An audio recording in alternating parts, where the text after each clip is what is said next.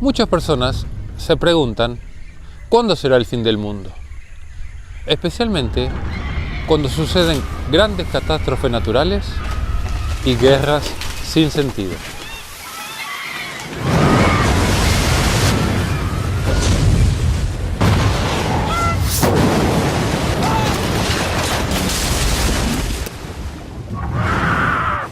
Estas calamidades que hacen tambalear nuestro mundo, sin duda nos recuerdan que un día todo lo que conocemos puede perecer. Pero por otro lado, hace mucho tiempo que las personas temen y hablan de un final. Pero aún estamos aquí.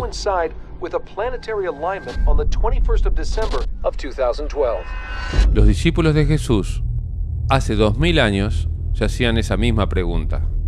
Jesús salió del templo y mientras iba caminando, sus discípulos se le acercaron a él para hacerle notar las construcciones del mismo. Pero él les dijo: ¿ven todo esto? Les aseguro que no quedará aquí piedra sobre piedra. Todo será destruido. Cuando llegó al monte de los olivos, Jesús se sentó y sus discípulos le preguntaron en privado: ¿cuándo sucederá esto? ¿Y cuál será la señal de tu venida y del fin del mundo?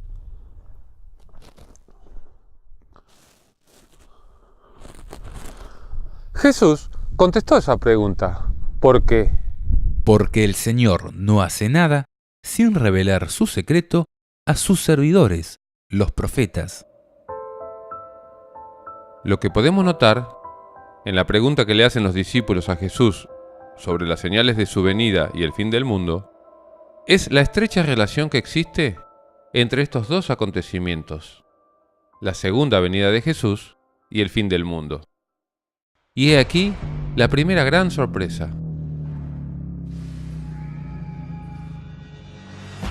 Estamos hartos de ver películas sobre el fin del mundo, como Armagedón, El día que la Tierra se detuvo, Impacto Profundo, Día de la Independencia, El día después de mañana, 2012, entre tantas otras. Pero en ninguna de ellas encontramos la participación de Jesús en todo esto. ¿No es verdad? Visto desde el punto de vista bíblico, no podemos pensar en un fin del mundo sin el regreso de Cristo en forma conjunta. Es más, si lees la Biblia, encontrarás que este fue uno de los temas favoritos de Jesús. Si bien el Maestro contestó acabadamente esa pregunta a sus discípulos, antes de describir los detalles finales de la historia, Jesús les advierte enfáticamente: tengan cuidado de que no los engañen. De esta advertencia podemos extraer dos conclusiones. La primera es que antes del regreso de Cristo habrían muchos engañadores. Y la segunda es que podríamos darnos cuenta de esos engaños. Ahora, la pregunta es, ¿cómo? ¿Cómo darnos cuenta de los engaños? La palabra de Dios habla de dos tipos de engaños y engañadores. 1. Los antirreligiosos. Encontramos la tecnología para hacer una tierra más fuerte y más segura. Porque nuestra supervivencia solo será posible si permanecemos unidos. Que representan a aquellas personas que ignoran la intervención divina en la historia de la humanidad. Dicen, todo seguirá como desde el principio.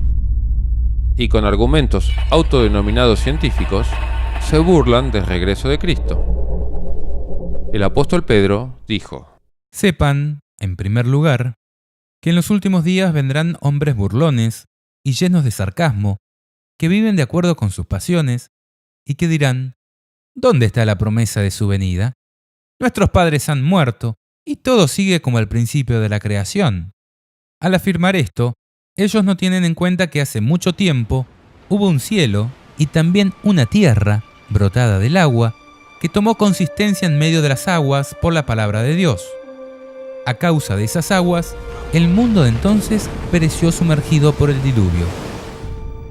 Esa misma palabra de Dios ha reservado el cielo y la tierra de ahora para purificarlos por el fuego en el día del juicio y de la perdición de los impíos.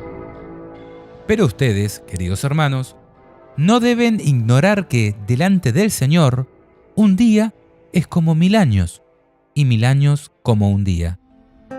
El Señor no tarda en cumplir lo que ha prometido, como algunos se imaginan, sino que tiene paciencia con ustedes, porque no quiere que nadie perezca, sino que todos se conviertan.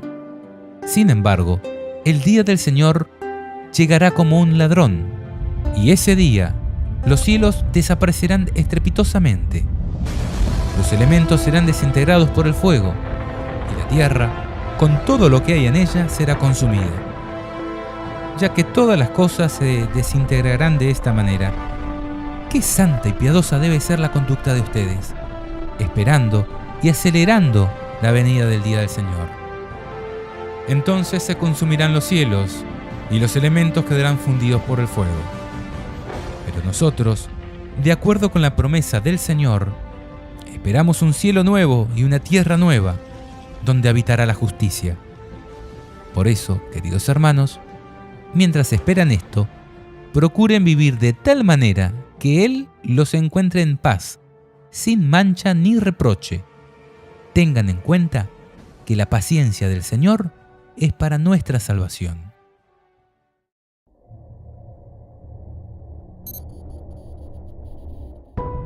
Pero también habría engaños y engañadores religiosos. En mi boca Y estos son los está el peores. poder de la vida y de la muerte. Jesús se refirió a ellos cuando dijo: Tengan cuidado de que no los engañen, porque muchos se presentarán en mi nombre, diciendo, yo soy el Mesías, y engañarán a mucha gente. con el objetivo de engañar a multitudes. A lo largo de la historia, muchos han creado y crearán falsas representaciones de Jesús. Al respecto, San Pedro dijo: De la misma manera, habrá entre ustedes falsos maestros que introducirán solapadamente desviaciones perniciosas y renegarán del Señor que los redimió, atrayendo sobre sí mismos una inminente perdición. Muchos imitarán su desenfreno, y por causa de ellos, el camino de la verdad será objeto de blasfemias. Llevados por la ambición y valiéndose de palabras engañosas, ellos se aprovecharán de ustedes.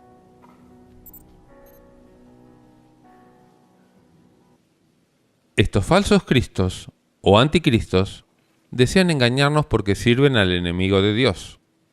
Y la estrategia del diablo siempre ha sido camuflarse detrás de bellos disfraces. Con relación a ellos, San Pablo nos advirtió: Estos son falsos apóstoles, que proceden engañosamente, haciéndose pasar por apóstoles de Cristo.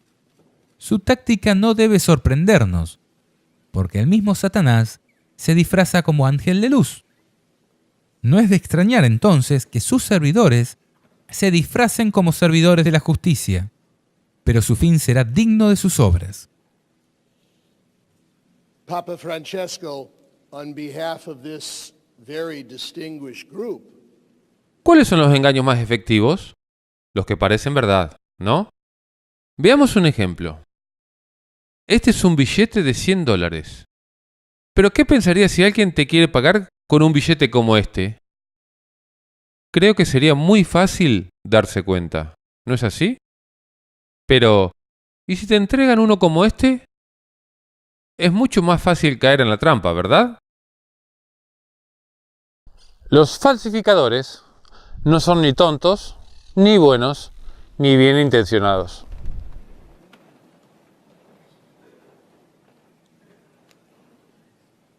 Sabemos cómo cuidarnos para no recibir un billete falso.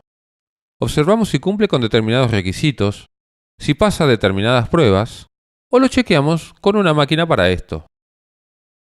Pero, ¿qué hacemos con los engaños religiosos? ¿Hay alguna herramienta para conocer si una enseñanza es verdadera o falsa? Sí, la Biblia, la palabra de Dios, es nuestra mejor máquina detecta mentirosos. El que dice, yo lo conozco, y no cumple sus mandamientos, es un mentiroso, y la verdad no está en él. Pero en aquel que cumple su palabra, el amor de Dios ha llegado verdaderamente a su plenitud. Esta es la señal de que vivimos en él. También Jesús, en el Sermón de la Montaña, nos advirtió: Tengan cuidado de los falsos profetas, que se presentan cubiertos con pieles de ovejas, pero por dentro son lobos rapaces. Por sus frutos los reconocerán. No son los que me dicen Señor, Señor, los que entrarán en el reino de los cielos, sino los que cumplen la voluntad de mi Padre que está en el cielo. Muchos me dirán en aquel día: Señor, Señor, ¿acaso no profetizamos en tu nombre? ¿No expulsamos a los demonios e hicimos muchos milagros en tu nombre? Entonces yo les manifestaré: jamás los conocí. Apártense de mí, ustedes, los que hacen el mal. En este mundo hay demasiados falsos maestros. Gente que habla en nombre de Dios, pero no hace su voluntad. Hay que tener mucho cuidado de ellos. Por lo general, estos engañadores no quieren que este mundo de injusticias acabe, sino que pretenden apoderarse de él para gobernarlo. Quieren reinar ellos en vez de Cristo. Let's go! Otros nos hacen creer que lo mejor que puede pasar es que todo quede como está, y que si se produjera el fin del mundo, el común de los mortales no tendríamos ninguna esperanza. Pero esto no es así. Según el Apocalipsis, el fin del mundo es el fin de lo malo, de lo cruel, de lo triste. Es el fin de la injusticia, del sufrimiento y de la muerte.